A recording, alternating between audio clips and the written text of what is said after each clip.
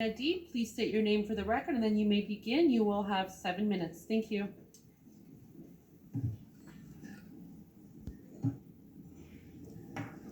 Good afternoon, Chair and committee members. Thank you for having me here today.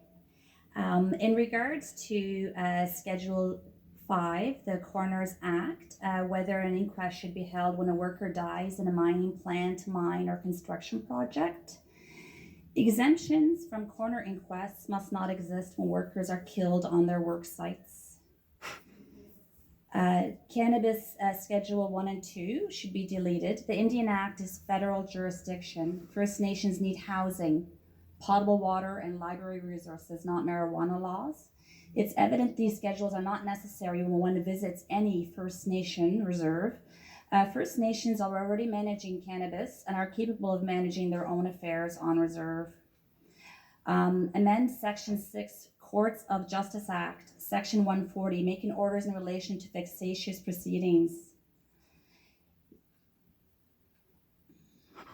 This should apply to police services, delegated authorities, and any outsourced non-government organization that practices the law on behalf of the Government of Ontario. There is a growing library of the vexatious prosecutions of these organizations. Respect for the law must be maintained. The authorities must behave lawfully themselves rather than prosecuting vexatiously. These corporations have no meaningful oversight. The minister once responsible for the oversight of Tarion is now sitting on their board.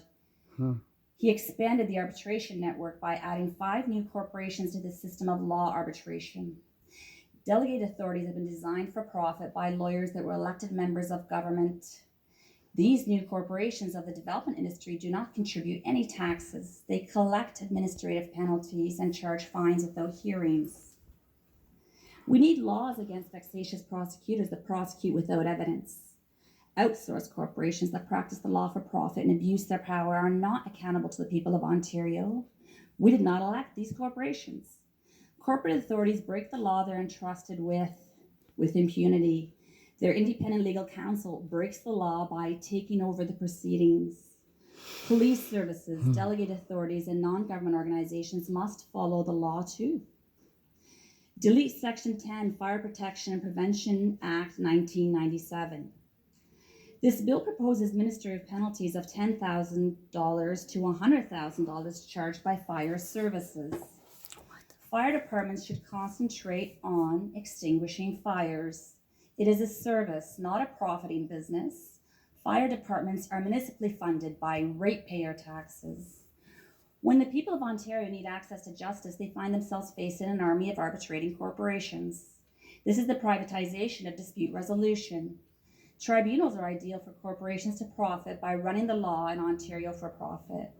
Over the last 27 years, Ontario's justice system is being slowly converted to an arbitration system that is run by private corporations. Access to justice is denied or delayed by non-government organizations. These institutions run up the costs on those seeking access to justice. Self-represented parties have been recently introduced into Ontario's real estate industry by the delegated authority itself. There's no savings or benefits when consumers give up their representation. The delegated authority is a very young corporation that's collected over $1 billion since it was created by one of the directors of Tarion. The delegated authorities are trade police corporations. These entities are defunding the municipalities, ratepayers, Ontario and Canada. We do not need extractive law in Ontario. Every new corporate authority has a license to print money by monopoly. Ontario must remove these self-serving corporations. In-person hearings must always exist. Access to justice must not rely on having 2 other privileges. Electronic hearings are suitable only for convenience. They're nice to have, but they can't be the only method. They serve those that have other privileges. Access to an electronic device and the internet must not be prerequisites for access to justice. Access to justice cannot be exclusive to those that have a phone, a computer, and the internet. Everyone in Ontario must have access to justice. Thank you for having me here this afternoon. I do look forward to answering your questions. Thank you. We'll now turn to our next presenter. Please state your name for the record and then you may begin. You'll have 7 minutes. Thank you. My name is Tone Dreesen. I Thank you very much for allowing me to be here to present to this committee and giving me a few minutes. As I indicated in my written submission, I am a past president of the Ontario Association of Architects, which is a self-funded regulator and the only regulator of architecture in Ontario. Since serving 6 years on council and 2 as president, I continue to remain involved in regulatory activities with the OAA as a committee member. In addition to these volunteer activities, I run a busy architectural practice in Ottawa, where we deliver high-quality projects both across the country and internationally in complex settings. My practice is now in its 4th decade, obviously not with me as sole owner. Since my ownership in 2012, it's continued to grow its profile as a firm that leads in technical development of built infrastructure of all kinds.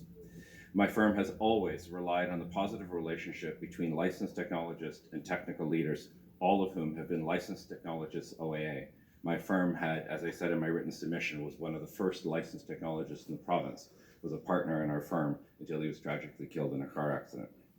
My firm would simply not be what it is today without their role and expertise. Man, your college It is absolutely crucial that the OAA licensed technology program be reinstated. This is clear. This is a matter of the public interest. Our buildings are becoming more complex while we put increased pressure on delivering more homes faster, homes that are sustainable, durable, and accessible. This can only happen with more properly regulated professionals who will continue to work as leaders within firms and as business owners running their own practices. This is crucial. The reinstatement of the OAA licensed technology program will allow more regulated professionals to continue doing what they have done successfully for years, mainly creating homes for Ontarians, guided by the professional standards of the OAA, meeting the strict standards of education, experience, and examination that the OAA sets, and respecting the public interest, accountability that the OAA brings. No other organization has the same mandate, provincial act, or legislative responsibility to regulate architecture in Ontario, and none should. The OAA does this extremely well, with a track record dating back to its original inception in 1899 and subsequent acts, including the Architects Act of 1990. I wish to stress the importance of this act that is being considered. Many of the drivers of creating homes in Ontario fall into a desire for greater moderate density. These are often projects that licensed technologists OAA can deliver, but may be too small for many larger architectural practices, and they are out of the scope of a BCIN holder, such as an AATO member. By returning credibility to licensed technologists, this government will enable a broader range of homes to be designed and built, work that is essential to creating not only homes for people, but helping to stimulate the economy. No other regulatory body has the mandate for this work other than the OAA. OAA licensed technologists have the training, the skills, the insurance, the professionalism, and the responsibility that no one else other than architects has in this field. Architecture is a complex field and not always easily understood by the public. Similar to the practice of law, architecture has broad implications for how people live their lives with dignity. And similar to the practice of law, many people don't always realize how architecture affects them every day in subtle ways. In that sense, just as paralegals are regulated by the Law Society, so too should licensed technologists be regulated by the OAA. There are thousands of paraprofessionals working in the field of technology and architecture in Ontario. The majority of those people are graduates of Ontario colleges, they work in Ontario firms, and they deliver thousands of homes and other projects in the public interest. There should be a single regulator of architecture, just as there is a single regulator for medicine or law. The parallels are clear. Both are self-regulated professional bodies with long histories of serving the public interest. Both organizations are made up of self-governing boards or councils which broadly serve to protect the public interest. They have complaints mechanisms to manage public complaints about the conduct of their members, along with disciplinary bodies for those very rare cases where a member transgresses. They both set standards for admittance of members based on the triple E of education, experience, and examination. They both have agreements with other similar professional bodies in other provinces. Paralegals provide essential services within law practices and when practicing independently, offer a range of paraprofessional services to the public that can offer a lower cost service than a full legal practice, while not replacing the services of a fully registered lawyer. In that same way, a licensed technologist OAA provides services to the public that may not need the services of a full architect. Both paraprofessionals have access to the regulatory services of their respective bodies, who holds them accountable for continuing education, for upholding standards of practice, and being properly insured in the public interest. For more than a decade, OAA licensed technologists demonstrated a track record of excellence in service delivery, bringing thousands of projects to light that might otherwise have been possible. By passing this legislation, this government will ensure that more homes are safely designed. It will allow the OAA to continue the path it started with regulating technologists and open the door to enhancing access to the profession. It will create opportunities for thousands who are currently working in an architectural technology field to become regulated, contributing to the practice of architecture and aiding to participating meaningfully in regulatory activities such as serving on council and contributing to a safer, healthier Ontario. And at a deeply personal level, this legislation is important to me. As I stated in my written submission, I would not be the architect I am today, nor would I have the firm I have today were it not for the role licensed technologists have played in my life. In particular, one licensed technologist, Derek Ruddy, has worked by my side for more than 20 years. 1 He minute. was crucial in supporting my growth as a business and as a professional. I learn from him on a regular basis. In my career, I've had the honor and privilege of working with some of the best in their field.